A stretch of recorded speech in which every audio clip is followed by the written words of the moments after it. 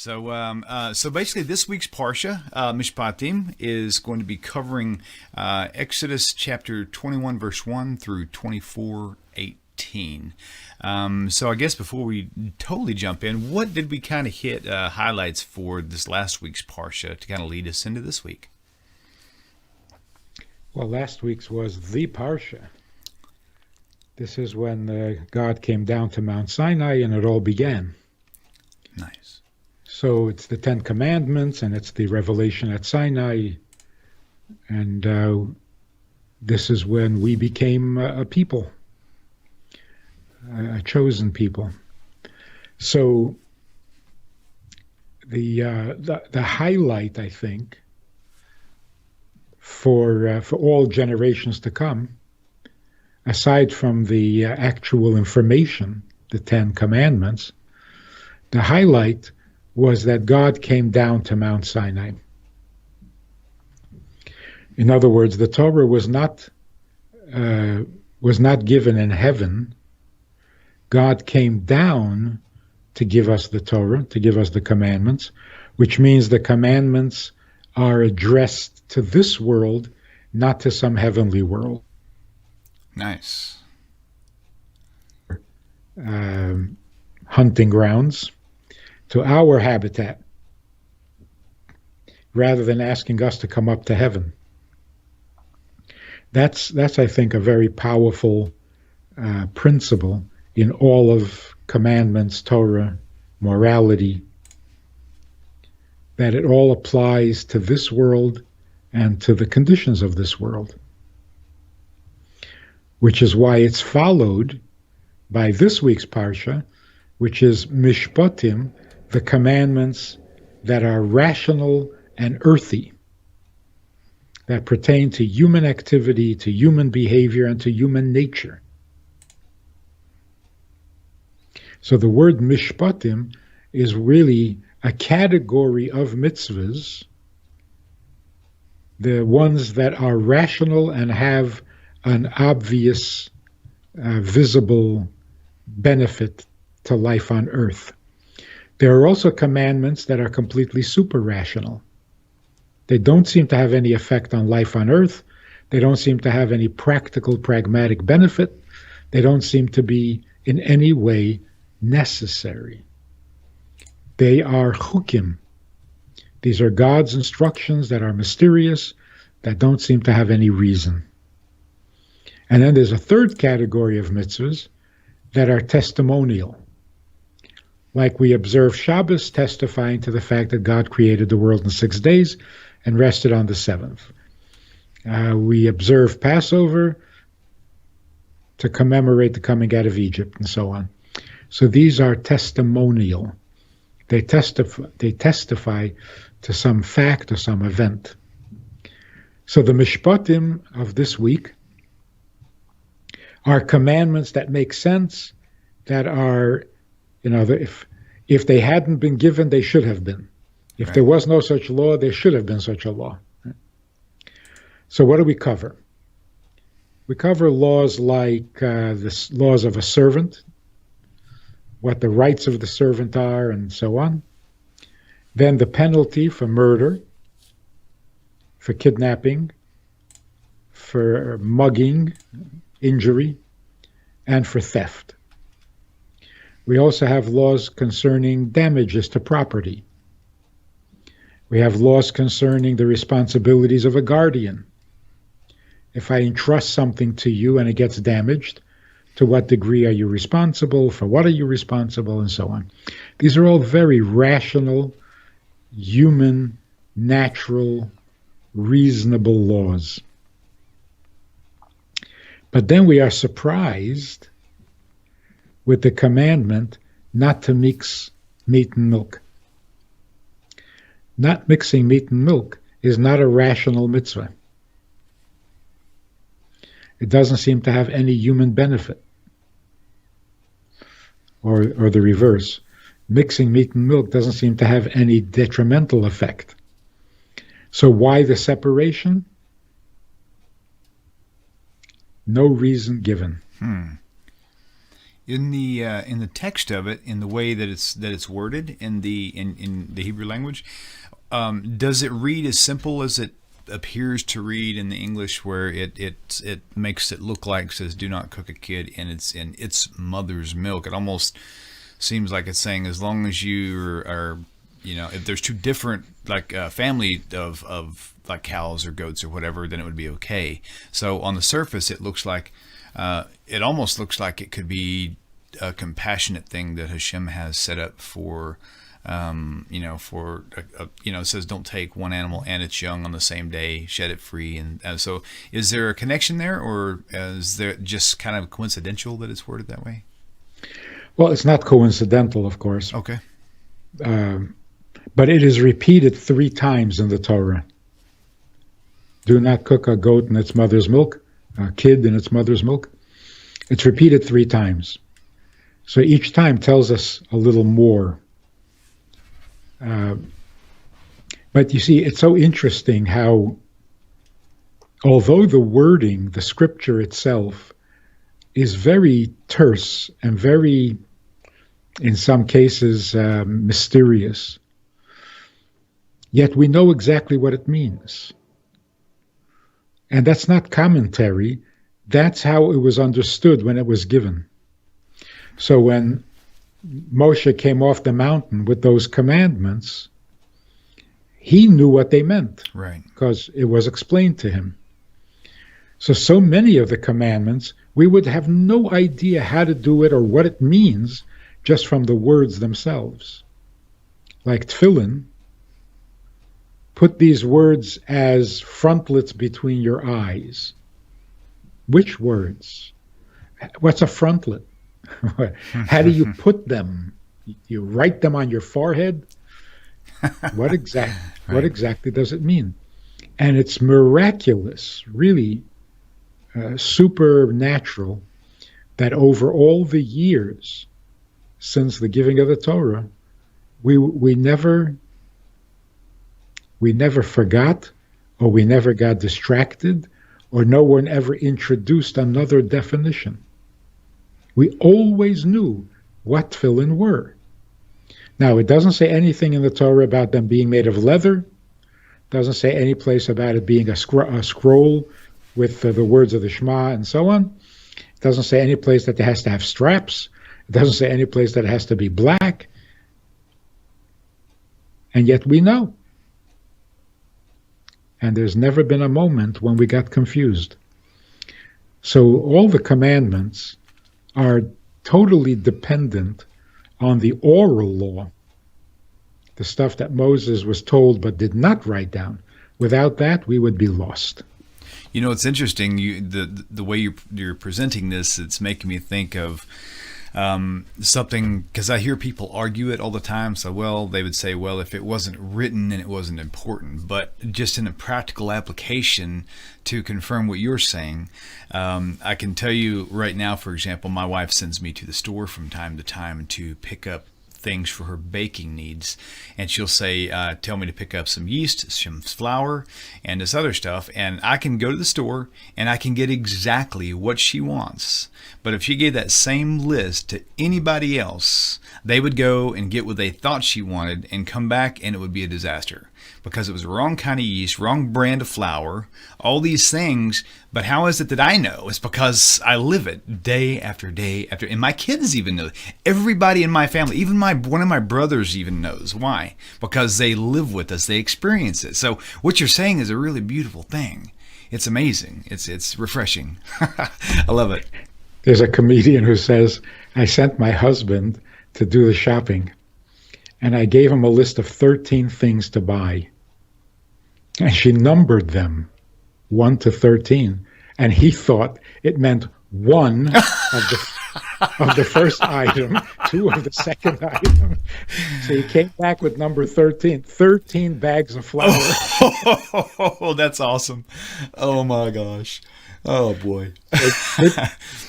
Good communication is tricky when you're doing it in writing. That's so true. So there has to be an oral right explanation of.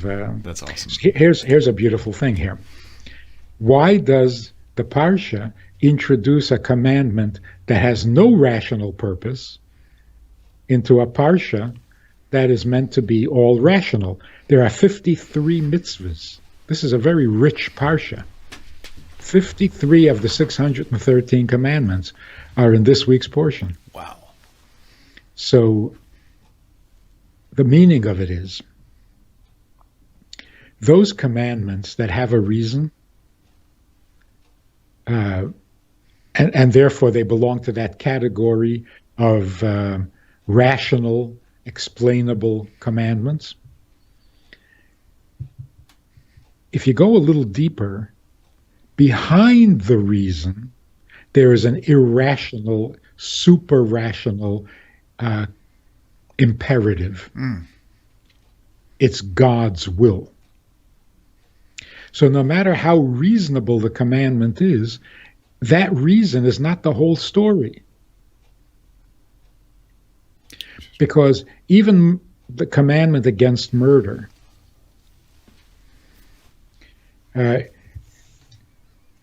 these comedians who say, my father told me that if I don't behave, he brought me into the world and he'll take me out. My mom used to tell me that. And it won't make a difference because I can make another one just like you. That's funny. So with God said, thou shalt not murder. And we understand. Makes perfect sense because I don't want to get murdered. So it makes perfect sense to me. But why would God care? Why is this important to him? That's super rational. That God Almighty, infinite, eternal, all-knowing, all-powerful, it matters to him if one person gets killed? So behind the rational reason, there is a non-negotiable, super-rational, absolute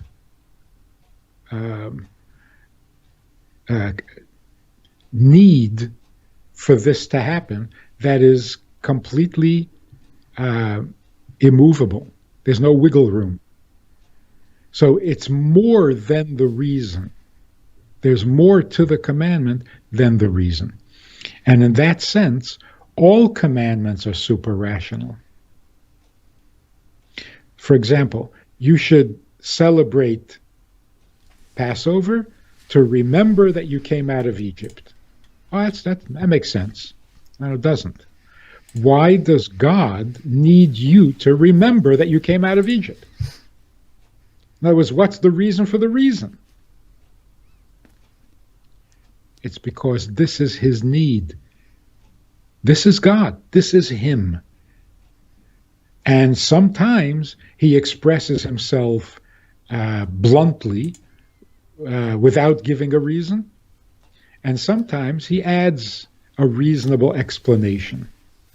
But the bottom line is, this is his will. Now here's what's beautiful about it. All human beings are obligated to keep all the rational commandments. We know that there are 7 universal mitzvahs, the 7 mitzvahs of the Noahide laws, but those are like samples. Those are not the only laws. Every human being is expected to abide by the rational laws. Wow, I didn't know that. Yeah, because if it's dishonest to not return an object that was entrusted to you, why would that apply only to Jews? Right. So since it's reasonable, it's necessary for human interaction and for human social order, then of course it applies to all humans. How could it not? And yet, who is considered a righteous Gentile? Somebody who keeps the commandments is a decent Gentile. But what's a righteous Gentile?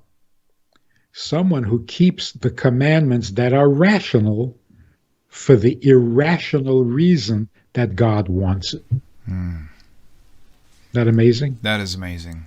I didn't know that. I knew that there, of course, the seven mitzvot for Bnei Noach, but I've never heard them parsed in a way where it's all the rational ones, which would make sense. The things that really need no explanation, those are pretty obvious. But it's like there's almost like a hidden code in the others for the Jewish people.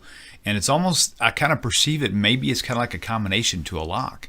I mean, maybe is it because God is trying to keep the others from trying to fulfill those mitzvot, the ones that are ultra detailed that need further oral explanation? Kind of like the laws of Shabbos, for example. I've heard many times that it's forbidden for a non-Jew to keep Shabbat according to halakha. I just did like a compound word there, shalacha. Mm. So, is there any truth to that? Is it intended to be kind of hidden in a way so that only the people who have gotten it orally can actually get it? No. The oral law is necessary for the 7 commandments too. Okay. Because we would not know what those are. Yeah, that's very true. Without the oral law. Good point. So the reason for not keeping Shabbos completely, in other words, refraining from all constructive labor, the reason that is forbidden to a non-Jew is because we have a prior commitment where God says you are born to serve, which means that we're here to make the world better. Jews were given the commandment to rest on Shabbos, which cancels the previous commandment of being productive and making the world better. Since the non-Jew was not given that commandment, then he's still obligated by the previous commandment to be productive, to fill the world and conquer it. Nice. So the mitzvah of conquering the world remains in place if you're not given that exemption. So you're not allowed to keep Shabbos because that would mean that you're not being productive that day. Interesting. But a good example. Wow. Okay. A good example would be all people are obligated to honor their parents because that's a perfectly rational and human need. If you don't have a good relationship with your parents, it's not just your soul that's going to suffer. Your life is going to suffer. Mm-hmm. So now you read the commandment. It seems so simple. Oh, of course, honor your parents. It's not so simple. Mm-hmm. In fact, it's quite complicated. Your father says, do not vote for Trump. And you want to vote for Trump. Are you violating the 5th commandment if you vote for who you want to vote for? Yeah, right. Yes or no? I would say no, but maybe, I don't know. Well, we would all say no because we want to vote for who we want to vote for. Your father says, don't marry that woman. I don't want you to marry that woman. Wow, this is getting deep. Mm-hmm. Or your mother says, I found a girl for you. I want you to marry her. And you say no, and she says, hey, honor your father and mother. Yes or no? Wow, it almost seems like, that would be, you would have to in that point, it seems like. But then again, in my mind, you don't want to believe that. I don't know if I want to know the answer. Now your mother says, take out the garbage. Yep. And you'd say, I'm busy. Yeah. Is that a violation of the commandment? Mm-hmm. Right. How are you going to know? Right. That's interesting. You see, that's why without the rabbinic tradition of what the mitzvah means, it can be so frustrating. Right. Because you try your best to obey the commandments, and at the end of the day, after all of your efforts, you don't know whether you did. That's so torturous. Yeah, it is. At the end of the day, you don't know whether you're righteous or not. But you tried so hard. So we need the oral Torah. We need the rabbis who committed all of these details to memory and then eventually recorded them in the Talmud and then in the Code of Law. Without that, our best efforts are frustrating. So concerning honoring parents means you carry their bags, you get up and bring the food to the table, you take out the garbage so that they don't have to. Okay. So honoring parents means relieve them of menial tasks that they would otherwise have to do. Wow. Who you marry has nothing to do with honoring your parents. Oh, Who you okay. vote for has nothing to do. Okay, good. See, and now I'm really glad we had this discussion. I'm sure many more are. Yes, indeed. Yes, indeed. Oh my gosh! Wow, that's funny. That's funny. Okay, quick question: Why do you suppose, or why is it taught that this Torah parsha started off by how to treat a slave? It seems like there would be a lot more other things going on in their captivity that would maybe strike as more important things to talk about. So is there some particular reason why that is the very first thing discussed? We can guess. Gotcha. First of all, we just came out of slavery, Right. so we were very sensitive to that topic. It would make the most sense to us, seeing the abuse of slaves. The first thing we would need to know is the rights of a slave and what you cannot do to a slave. Secondly, if we're going to start talking about morality, it kind of makes sense to start in the worst case scenario. Okay. Oh, right. That could make sense. Where abuse is most likely to occur. Because once you establish that even in those circumstances, there are moral laws, in the place where you think you're free to do whatever you want because it's your slave. Mm-hmm. And God says, oh no, there are rules. Well, if that's true, then everything else is going to make sense after that. So if even the person at the lowest rung on the social ladder has rights that may not be violated, well, then certainly your neighbor and the person more important than you. So it's working our way from the bottom up, which kind of makes sense. Interesting. That's really cool.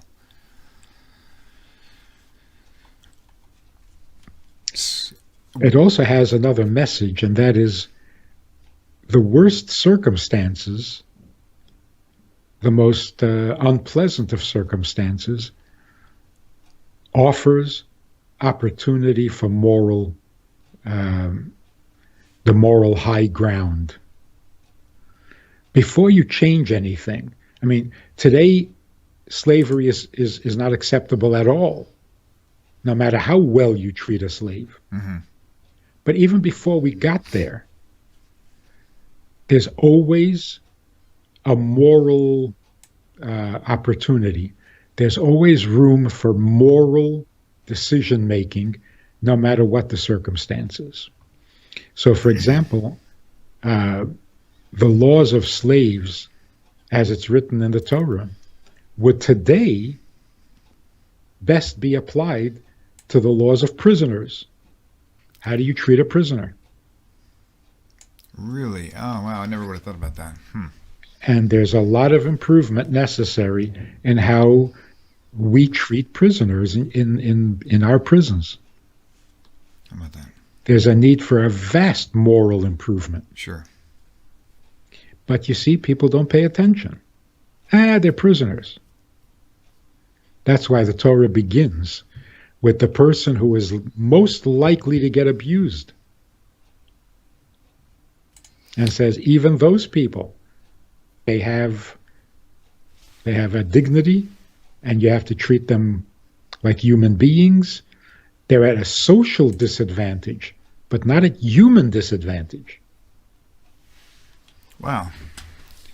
So protection, I guess I could see, I guess I could almost see how that could have a good universal impact for other settings as well. Like if me and my wife have to go out of town for some reason, we've got the young kids there. One of the first things I'm going to tell whoever's keeping track of the kid, that whether it's my oldest son or daughter, to make sure to protect them and make sure you don't abuse them in whatever it is that you're doing. That would make a lot of sense, because you kind of nip a big problem in the bud, like right off the bat, it seems like. Well, it's interesting. One of the commandments, or one of the rules of the treatment of slaves, is you're not allowed to give them busy work. Oh, just to keep them occupied. If it's not productive, it's mental torture. It's like you ask them to build something and then you knock it down because you don't need it. That is cruel. Mm-hmm. What do they do in prison? Anything productive? Interesting. The prison system is improving, but it's got a long way to go. Right. So one question a lot of people are struggling with, at least the ones that are coming like out of the church, some of them actually see the slavery thing mentioned in Tanakh, and they're curious if there's any connection with like our modern understanding, or the way they have perceived slavery, like black slavery, in our recent history. And what is the best way for a person? Because they give you the example here. If someone needs income, or they can't, take care of something on their own, they will go to work for this guy for a fixed amount, and with the kids, and they've got the person that they're enslaved to, technically, or a servant to, has to provide for the husband and the family, right? For a period of time. What is the best way to understand biblical slavery for those who are curious about that? I think there are always a segment of society that just can't seem to shoulder responsibility. And they would rather work for somebody who will take responsibility. They will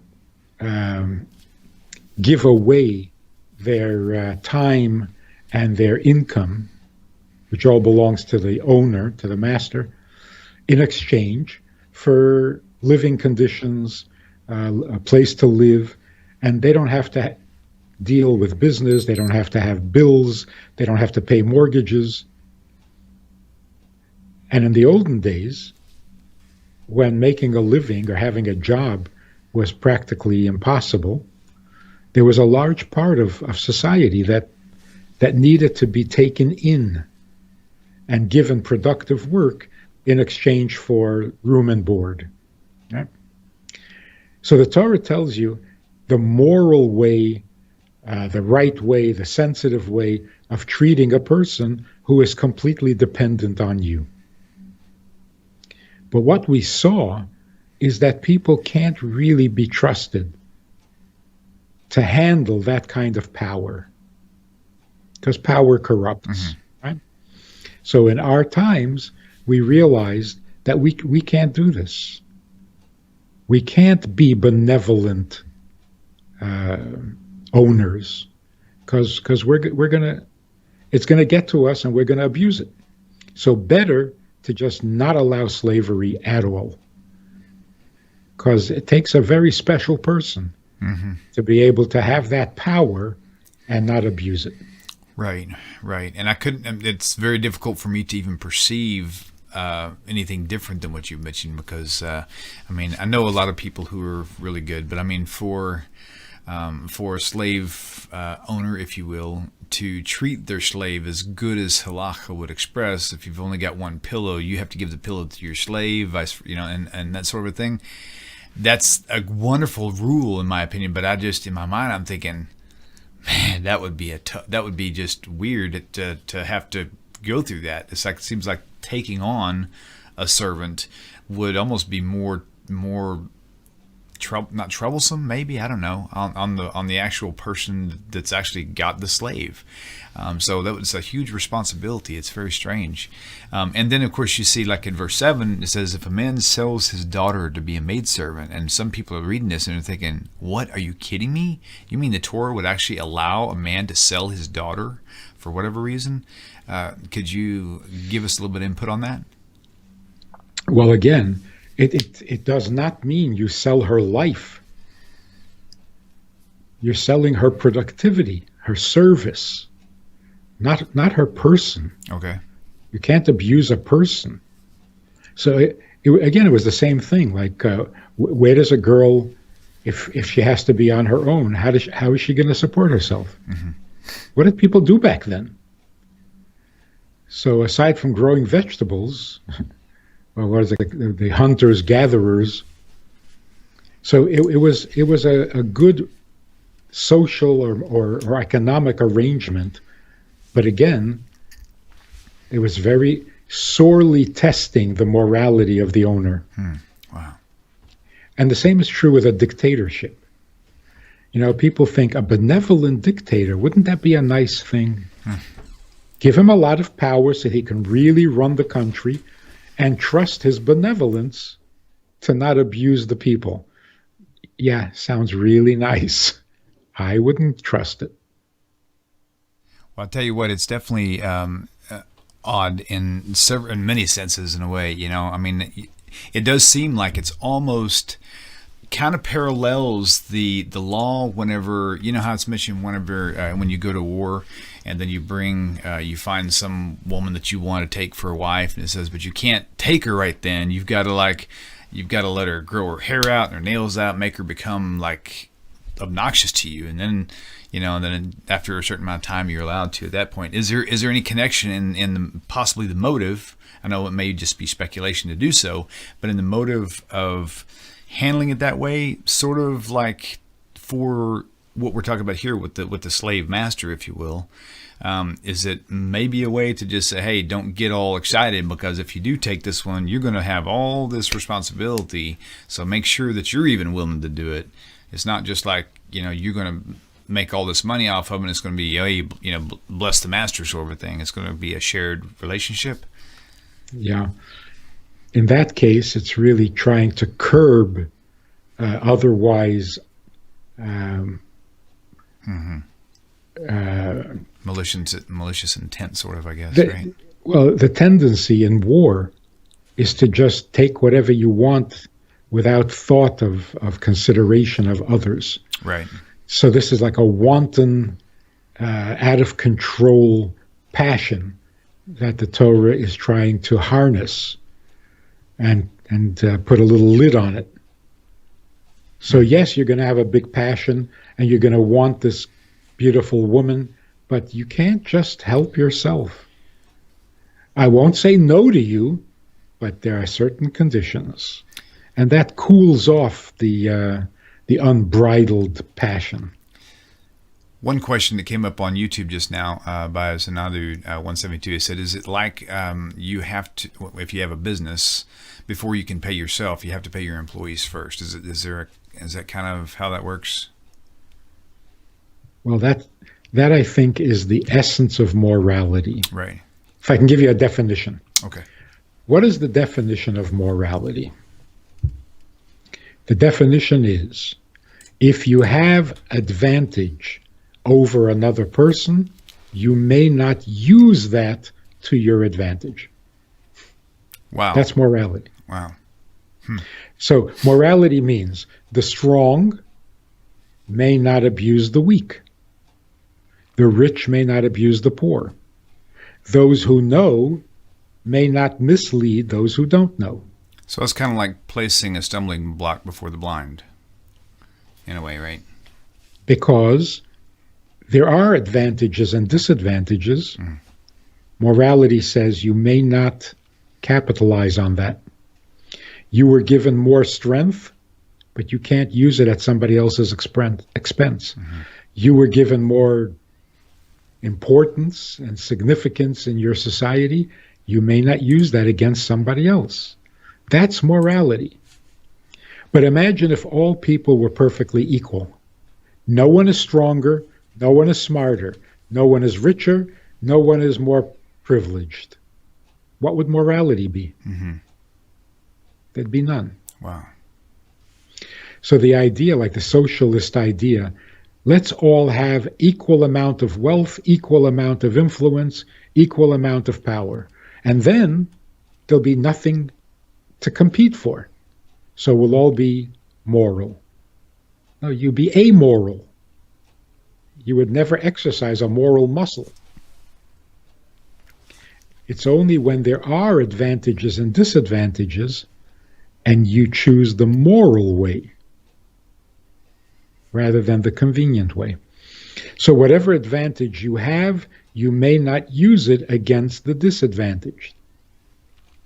So for example, a human being is certainly superior to an animal. Mm-hmm. Are you allowed to cause an animal pain? Mm-mm. Right. No. No. Wow. You may not use your advantage even against an animal. But to argue that humans and animals are equal, and that's why you can't harm an animal, that's not morality. It's also not true. Mm-hmm. And you can't fool Mother Nature. So morality means, yes, you're smarter, but don't you dare use that against someone who knows less. Nice. Wow. Okay. Down to verse 12, kind of moving forward through this. I hope I'm not hijacking your deal. I've just got lots of questions about all this stuff. So if you can silence me at any moment, and I have no problem at all for that, okay? So verse 12, it says, he that smites a man, let me just put it up here so it's readable for everybody. It says, he that smites a man or hits a man, and if he dies from it, shall surely be put to death. And if a man lie not in wait, but God delivers him into his hand. I think I missed some context there. But there's different rules for it. It almost shows that in this area here, that if a person, like let's say for example, if someone had done like me wrong to the point where a death penalty would be at play, whether it be, God forbid, anything happened to one of my family members, and then as long as I'm not out seeking this person, right? And of course, this is back then, of course, but as long as I'm not out looking for that person, but if I stumble across that person, it almost looks like I can like put an end to him right then. So is that the reason why the cities of refuge are in place, so that that person can go away and just hide there? And with that said, how does that have to do with the death of the high priest? I hope I'm not conflating different stories in the wrong places, but most of this is just coming off memory for me, so... The commandment is saying, if you intended to kill somebody, that's called murder. Okay. If you accidentally kill somebody, that is not murder. So it's making a distinction between lying in wait, which means premeditated murder, versus stumbling into a homicide, Okay. an accidental homicide. So if it's accidental, what are you guilty of? Right. Or You're not self-defense guilty. even. You're not guilty of murder. Mm-hmm. You're guilty of negligence. So the punishment for murder is capital punishment. But the punishment for negligence is exile, city of refuge. Interesting. Okay. Okay, now I got a strange blended question for you. Verse 16, and he that steals a man and sells him. Now I'm going to pause right there. In the mitzvot, the 10 Commandments listed in their order, it says, "Thou shalt not covet." Not in order, but it mentions don't covet, don't steal, right? And so in my mind, when I was, before I really started studying Torah, I was thinking, well, if you obey the don't covet, then you by nature won't steal, because you typically only steal things that you coveted to start with. But is there a connection with the stealing? With actually, rather than stealing, it would be kidnapping, is what I've heard. Is that true? Yeah, the commandment of not stealing means not stealing a person. Interesting. But here the Torah is giving you more detail. Okay. So what's the punishment for doing that? Because in the Ten Commandments, It doesn't say what the punishment is. Good point. So here you should be put to death. Wow. See, that's why when the prince of Shechem kidnapped Dinah, her brothers said, well, kidnapping is punishable by death. Interesting. Which raises a different question. Why would Yaakov had a problem with that? But that they took the law in their own hands. Oh, right. Yep, that makes sense. Okay. But that would be the law. Okay, gotcha. So they saw that the city of Shechem is not enforcing its laws, so they stepped in, which Yaakov was not so pleased with. Right, good point. Verse 17 says, "He that curses his father or mother shall surely be put to death." What does it mean to curse your father or mother? And I know it also smiting them or hitting them would be the same punishment as well. So, but what does cursing them mean? How does a person, how does someone who, let's just say, your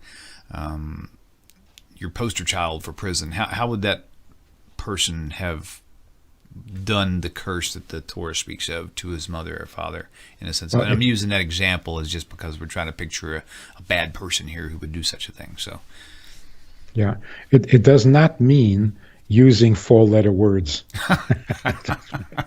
Right. Gotcha. It doesn't mean using foul language. Cursing means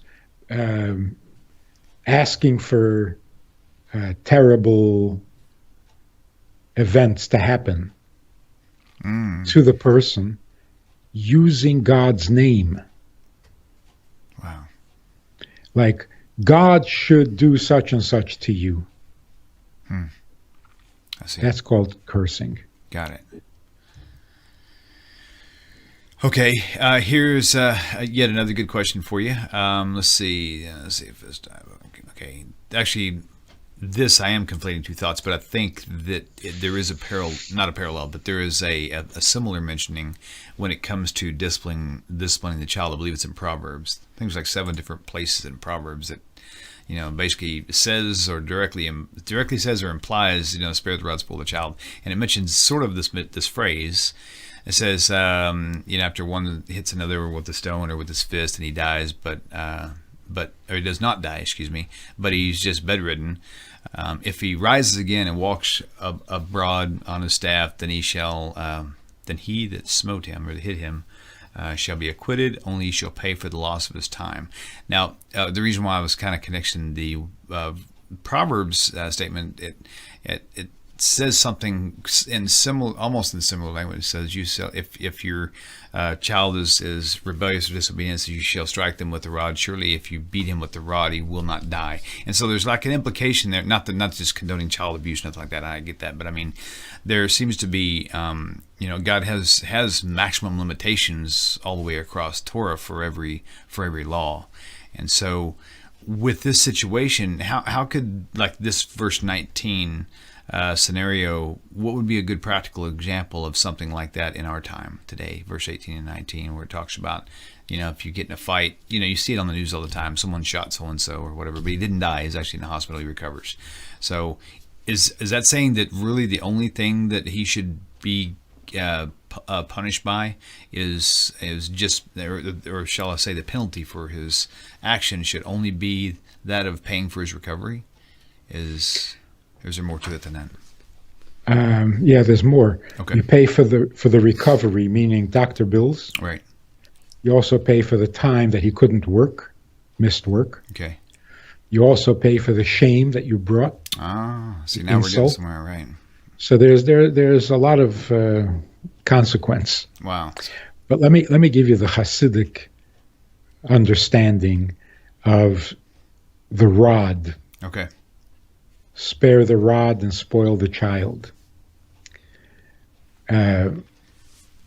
you can spank a child either with a stick, like in the good old days, what is it called? A switch? Yes, right. Yeah. Or with a strap. Hmm. The difference is the strap is flexible, a stick is inflexible. So these are really metaphors for forms of communication. When you discipline a child, you can discipline softly, like a strap, or you can discipline inflexibly, like a stick. So what the Torah is saying is that if you want to teach morality, it has to be like a stick, not like a strap. Rigid, not flexible. But your message, your teaching should be inflexible, not using a physical stick. Right. So when you lay down the law, it has to be unequivocal. It has to be direct. It has to be firm. This is wrong. Gotcha. You're not allowed to do this. No gray area. And no rationalization. Gotcha. So, for example, when you tell a child, do not run into the street, don't add a little commentary like, because if you do, you'll get hit by a truck and die. Right. Don't do that. That makes it flexible. Because the child will come back at you and say, oh no, I ran into the street yesterday, I didn't get hit by a truck. Mm-hmm. See, there goes your whole lesson. Wow. But when you say, you cannot ever run into the street, see, that's your rod. And then you have to be consistent. If you said you don't do that, then there's no exception to when you can do that. So once you lay down a rule of morality, you don't ignore it next time that it comes up because you're busy, you're distracted, you have no time. No, you have to be consistent and consistently firm. If you don't do that, you are spoiling your child. Wow. That is cool. I've never heard that commentary on that before. That's good. Okay, so I'm going to scroll on down to verse 24. Eye for an eye, tooth for a tooth, hand for hand, foot for foot, burning for burning, wound for wound, stripe for stripe. Please explain that. There's so many. Of course, my background came from Christianity, and then I went from Christianity to Messianic Christianity, and then I left that altogether. Now I'm seeking conversion to Judaism. So I've heard that this was a literal thing, but as I'm studying Judaism more and more, finding out that it's not. It's more metaphorical. Could you give me some details on this and kind of explain how that works? It's not metaphorical. It's legal. It's legalese. Okay. We're talking legalese. First of all, the proof that it is not literal is because in Jewish history, we never have a record of a population peopled by people with one eye, with one hand, with one tongue. There was never such maiming going on. In the context, if you look at it in context, that section of the Parsha is talking about monetary responsibilities. Mm-hmm. So in that context, it says, what is the penalty? What do you pay for taking someone's eye out? The value of an eye. What do you pay for a tooth? The value of a tooth. Which means if you knock out someone's tooth, they cannot charge you for an eye. Interesting, yeah. So like a piano player, if somebody broke his hand and he played the piano for a living and that was his income, they would have to pay his income until his hand healed and his doctor bill, basically. Yeah. Okay. But wow. But what it's eliminating is first of all killing someone for crippling someone else. In other words, there's no death penalty. It's an eye for an eye, not a life for an eye. And secondly, it's only the value of an eye, not the value of a of a kidney, right? Right. Wow. Or 2 eyes. So how do you assess the value of an eye? In monetary terms, what disadvantage or what kind of a handicap is the loss of an eye? What will it cost this person? Wow. What's the loss of a tooth? Not the same at all. The loss of a hand, that's really serious, because how productive can you be with one hand? So each limb has a different value, monetary. It was never meant to take somebody's eye out. Right. That wouldn't even make sense if you think about it, because it's not going to help the person who was injured. It's only going to hurt the person who did the injuring, which doesn't help the person who was injured. So that's a really good point. I'm scrolling even through chapter 22, and it's got the same flavor throughout. Monetary compensation for every scenario you could think of. That's really amazing. Wow. I mean, even to the point of, hey, can you keep an eye on my 2 goats for the next week, or whatever the case may be. I mean, it's all about making sure that they're covered in that area if they get stolen, whatever the case may be, right? Yeah. Wow. Okay. Cool. Okay, I've asked you plenty of questions, and I haven't let you really speak of your own. I really apologize for that, but if you want to just go off, I'll try to button it up for a few minutes. I'll let you get what you intended on. No, just going back to what we said right at the beginning. Sure. That there are these mitzvahs that seem to be rational, and the temptation or the tendency is to say, if the rationale doesn't apply, then you don't have to do it, which could be a little dangerous. And that's why it's important to go beyond the letter of the law. The letter of the law meaning the rationale, to the source and soul of the law, which is God's interest. Why does God want you to honor your parents? So if you're thinking honoring parents is a really reasonable, sensible, psychologically advantageous thing to do, and then somehow you figure, in my case, it would be psychologically advantageous to not ever see my parents again. Right. You have to stop and think, but what does God want? Right. Why is it that God commands you to honor your parents? Which means there's a level in which you need to honor them, but then there's also God's need for you to honor them. Does God's need also have these limitations? Only when it's psychologically advantageous? Or is God's need more universal, more unconditional? So that's called going beyond the letter of the law. Consider God's interest. In that way, even while you're honoring your parents, which is a perfectly rational thing to do, you are simultaneously serving God, because you're doing what is important to God. Why it's important to God that you should honor your parents?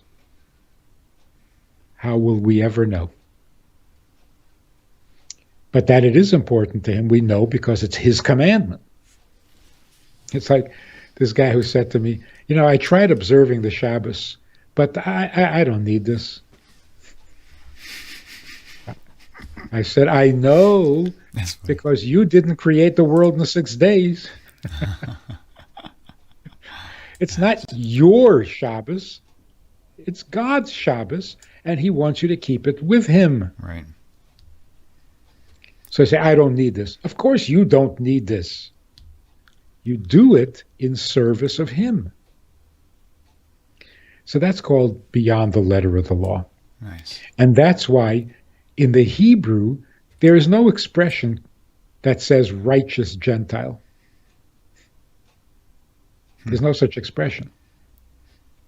Gotcha. Because righteous means you did the right thing. Even if you do the right thing, you are still not in that category that makes you special. That category is called the Hasidic Gentile. Interesting. What is a Hasidic Gentile? Hasidic means beyond the letter of the law, just because God wants it. So is Hasidic and Chesed, are those connected? Chesed means beyond the letter of the law. I don't owe it to you. I'm going to be... Oh, okay. An interesting thing. I was speaking to this woman who was trying to explain Christianity to me.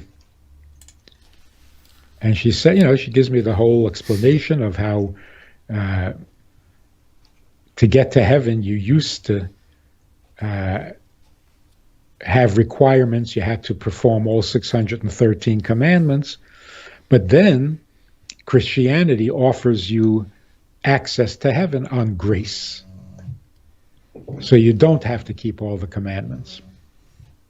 So I asked her, do you keep kosher? She says, no, I just explained to you I don't have to. I'll get to heaven on grace. I said, I understand that. I'm just curious. Do you keep kosher? So she explains it again.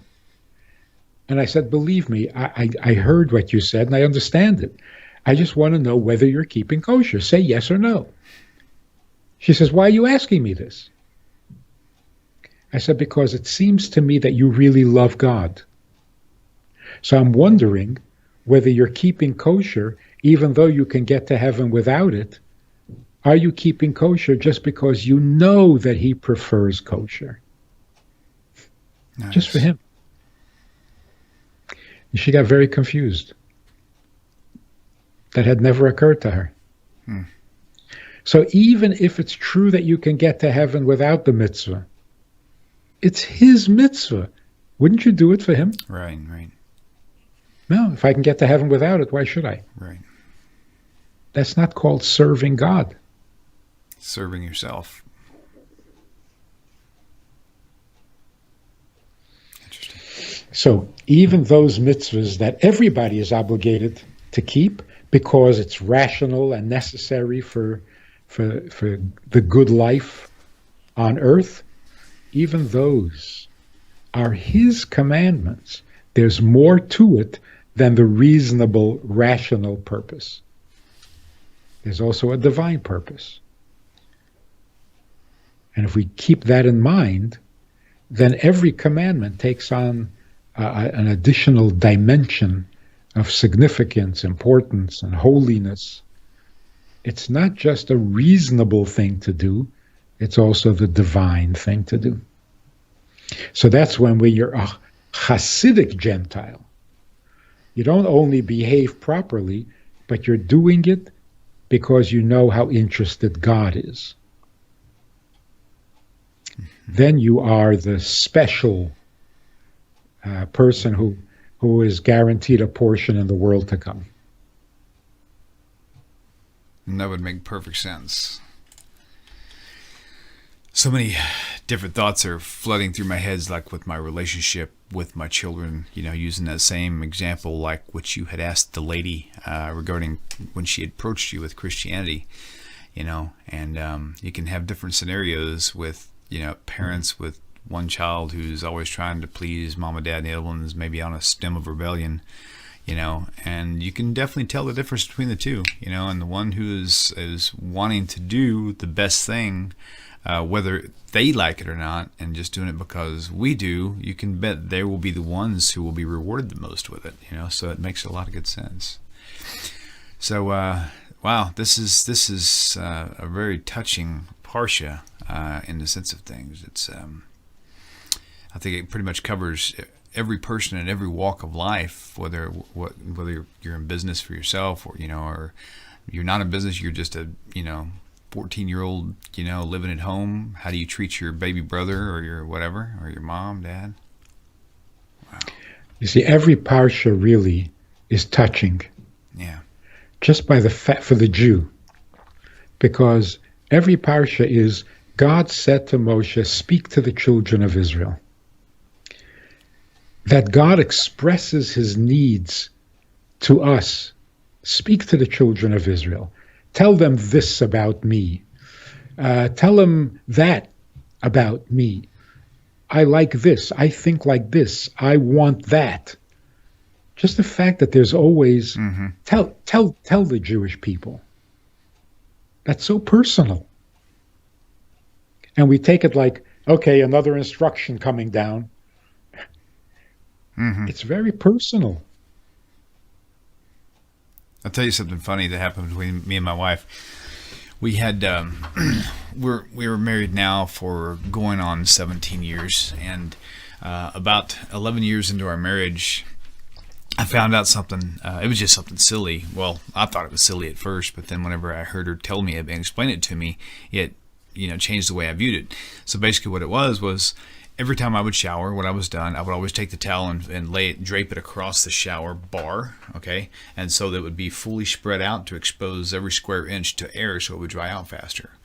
And did that for years. And every time I'd get out of the shower, I'd do that. And then later on, I'd go back in the restroom for whatever reason, and I would see the towel was like moved and folded differently. And I just kind of ignored it. And one day I finally asked my wife, I said, I always take care to put the towel neatly, and I even make sure it's straight. I'm a carpenter and construction worker by trade, so everything's got to be level and plumb. And so I have everything just really neat and organized. And then when she told me, she said, well, I do it this way because I like it better. And then she explained why. And it's like, in my mind, I'm thinking, it took me 11 years to find that out. Oh my gosh. And so from that day on, I mean, this is, 5-6 years later, I'm still folding the towels the way that she wants them now. And it's like, because I know she really likes that. And for me to think the other way, to say, I've been happily married for, 11 years. I don't have to do anything extra to please you. I'm just going to do it my way. That would be very selfish. It would be very self-centered. And so anyway, that was kind of funny. That's a very good example. And it's also like, how could I not know this after all these years? I know. That's how I feel. It's not even a question of whether you're going to do it her way. Right. What took you so long? Thanks, Rabbi. Where have you been? Oh, I love it. I love it. Well, I'll tell you what, this has been nice. Rabbi, thank you for the time that you've spent here. I always appreciate it. It seems like we would probably need about 6 hours to go through this Parsha, or more, maybe a year at least, every weekend forever. But I know for sure it's good to see your smiling face on here, and I'm not the only one who thinks that. So thank you again for your time. And thank you, ladies and gentlemen, all for tuning in to this week's Parsha. We'll try to get back on a more regular schedule in general with Rabbi Manny Friedman and a handful of others. Do go check out his website when you get the opportunity to. It's good to know. I'm putting it up on your screen right now. It's goodtoknow.org. Drop in and say hi. Shalom, everybody. Shalom, Rabbi. It's been a wonderful time. Take care. Bye.